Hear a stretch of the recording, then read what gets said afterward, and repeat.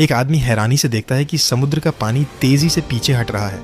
आम लोगों को यह एक अजीब घटना लग सकती थी, लेकिन अनुभवी रेस्क्यू एक्सपर्ट कियांग भाई तुरंत समझ गए कि यह एक विनाशकारी सुनामी आने का साफ संकेत है। उन्होंने एक सेकंड भी बर्बाद नहीं किया।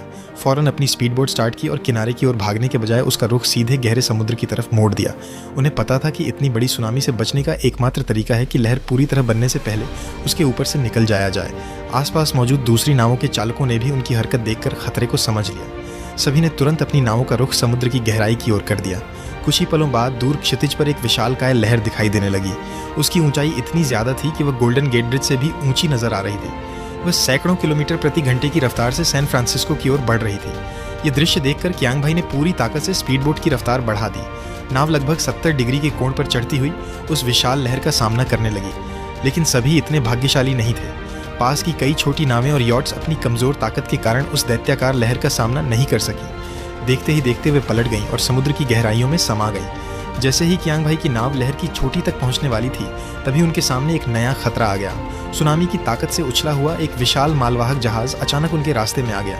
ये जहाज इतना बड़ा था कि उसके सामने उनकी स्पीड बोट एक खिलौने जैसी लग रही थी। कियांग भाई ने तुरंत दिशा बदली और किसी तरह जहाज के किनारे से अपनी नाव निकाल ली। उन्हें लगा कि अब खतरा टल गया है, लेकिन मुसीबत अभी खत्म नहीं हुई थी। विशाल जहाज पर रखे कंटेनर एक एक करके नीचे गिरने लगे। किसी भी पल वे उनकी नाव को कुचल सकते थे। सौभाग्य से कियांग भाई ने सही समय पर नाव को नियंत्रित किया और आखिरकार सुनामी की दूसरी तरफ पहुंच गए, जहां समुद्र अपेक्षाकृत शांत था। लेकिन जब उन्होंने पीछे मुड़कर देखा तो उनके होश उड़ गए। वह विशाल मालवाहक जहाज पूरी तरह सुनामी की चपेट में आ चुका था। अगले ही क्षण उसे एक खिलौने की तरह उठाकर गोल्डन गेट ब्रिज की तरफ फेंक दिया गया। जबरदस्त टक्कर के साथ पुल कई हिस्सों में टूट गया। इसके बाद वह विनाशकारी लहर सीधे सैन फ्रांसिस्को शहर पर टूट पड़ी। पहले से ही भूकंप से तबाह शहर इस सुनामी के सामने पूरी तरह बेबस था। कुछ ही मिनटों में विशाल लहरों ने पूरे इलाके को अपनी चपेट में ले लिया और शहर के बचे खुचे हिस्सों को भी बर्बाद कर दिया।